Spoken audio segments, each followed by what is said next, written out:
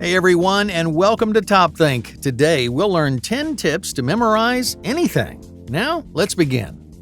For many of us, the human brain can feel like a mystery. Why do you easily remember the lyrics to your favorite song from kindergarten, but you struggle to recall what you had for lunch only yesterday? All of us have both short-term memory and long-term memory. What we're doing right now starts out in the short-term memory. Whether it then gets converted into long-term memory depends on what we do next. Of course, not everything can or should end up in long-term memory. That would be overwhelming. But sometimes there are certain things that we know we must retain, even if it doesn't feel easy. There are 4 steps in the process of memorization. First is attention, during which you actively focus on the material at hand. Then comes encoding. That's when you commit the information to long-term retention by connecting it to other concepts. Next is storage, during which you hold on to the info and keep it on hand for recall. And the last is retrieval, wherein you practice recalling the information to ensure that it's always ready. To memorize anything, you have to find ways to support your brain in working through those 4 actions. So, without further ado, here are 10 tips to memorize anything. Number 1. Sleep well. Before you can get down to studying, you have to set yourself up for success. The best way to do that is by ensuring that you're well rested. When you've gotten enough sleep, you're more likely to be able to focus, be in a better mood, and feel more energized and confident to embrace the challenges ahead. And sleeping after you study is just as important. That's because the human sleep cycle is the time when your brain sorts information and creates memories.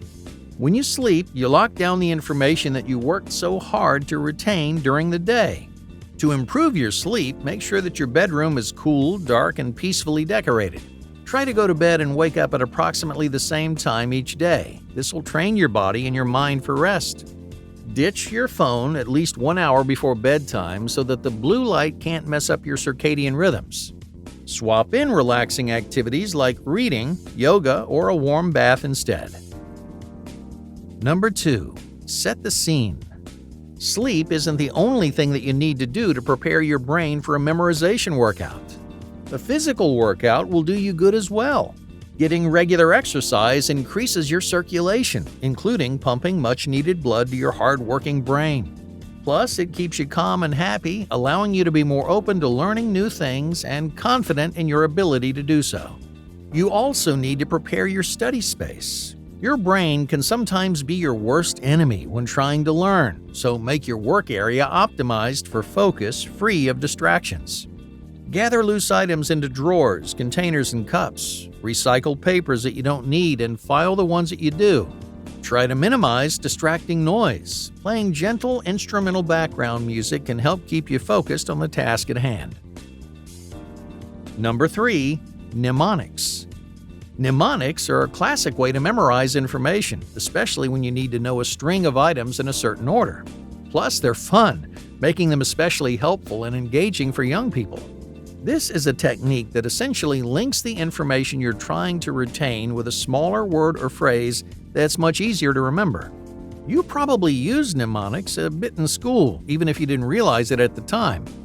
Some classic examples include the phrase, "Please excuse my dear Aunt Sally," to remember the algebraic order of operations, parentheses, exponents, multiplication, division, addition, subtraction. Or you can try, "My very educated mother just served us noodles," to remember the order of the planets: Mercury, Venus, Earth, Mars, Jupiter, Saturn, Uranus, Neptune. Or the imaginary man's name, Roy G. Biv, which stands in for the colors of the rainbow: red, orange, yellow, green, blue, indigo, violet. If you need to make up your own mnemonic, you could do so by writing an acrostic poem. Write the word or letters that you need to know vertically, and then write a poem with words that start with each of those letters. Number 4. Visualization. Associating information with certain images can help you recall it, if you're more visually inclined. This is also known as the memory palace or loci technique, initially developed by ancient Greek politicians. It doesn't have to be a palace per se, just a location that's highly familiar that you can see clearly in your mind. Identify distinct loci or unique features throughout the house, like certain doors and lamps. Assign images and information to specific locations so as you mentally travel through the home, you can see the memories. There's a similar technique to this called mind mapping, so if a fancy house of memories is not your style, perhaps a more practical map will do the trick.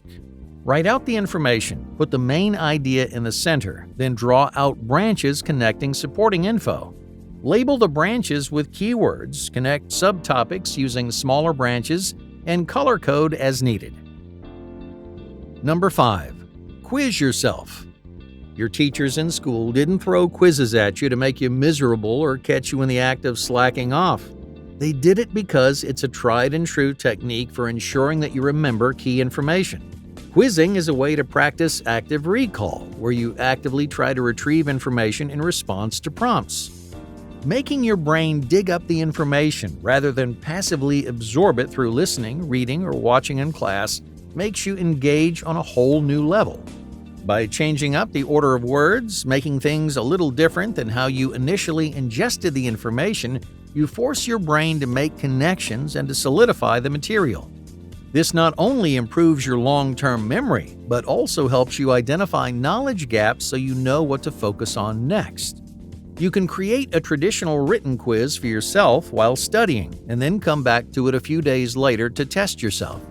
Use flashcards to quickly run through information or seek out online tests created by others. Try giving a mock presentation, forcing yourself to summarize your learnings verbally and succinctly. Number 6. Teach someone else. Now, it might sound counterintuitive when you yourself are the student, but the act of teaching someone else can help solidify the information for yourself as well. That's because teaching is yet another form of active recall, where you force your brain to dig up, to digest, and to reframe the information, this time in service of someone else. You might even come up with creative ways of explaining or even simplifying the info as you go. Being engaged with the material through study groups, message boards, and hands-on practice with someone else helps you stay excited about what you're learning and forge a personal connection with the material. Now, of course, if you don't have someone else you can study with, you can play teacher with yourself and still reap the benefits.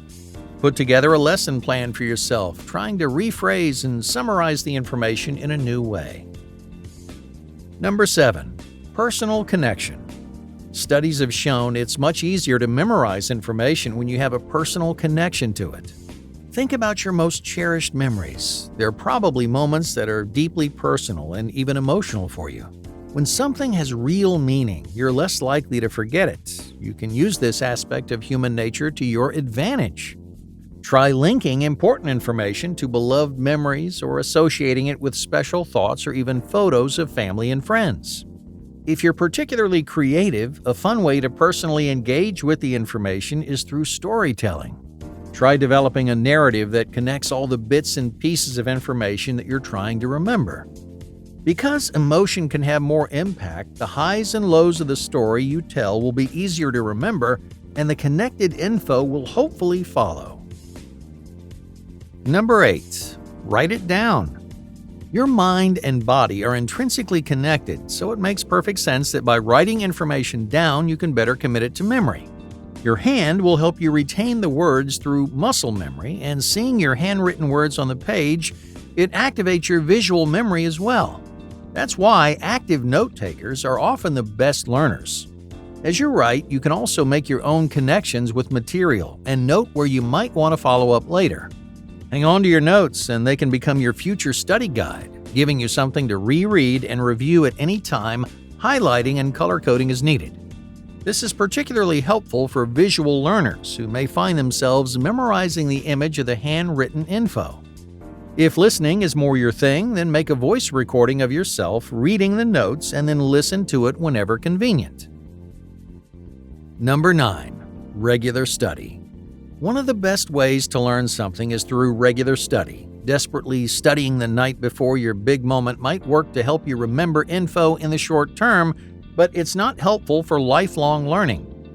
Instead, plan ahead and create a schedule for approaching the information. Too much repetition at once is ineffective, but repeating something regularly over time helps encode it in your mind. This is known as spaced repetition. The more often you come across a concept, the more likely you are to remember it. For example, reread the notes that you took in class a few days after the session to solidify your memory of the information.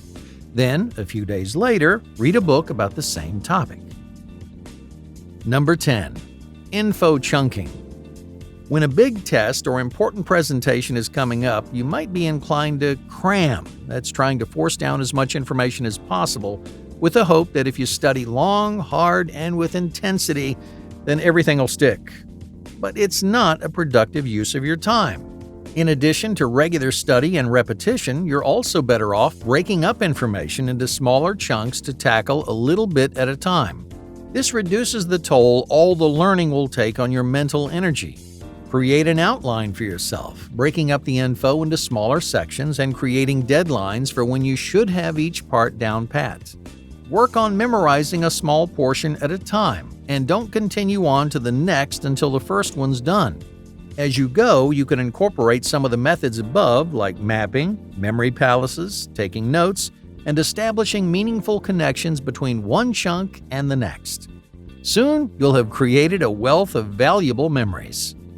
Hey, thank you for watching TopThink, and be sure to subscribe because more incredible content is on the way.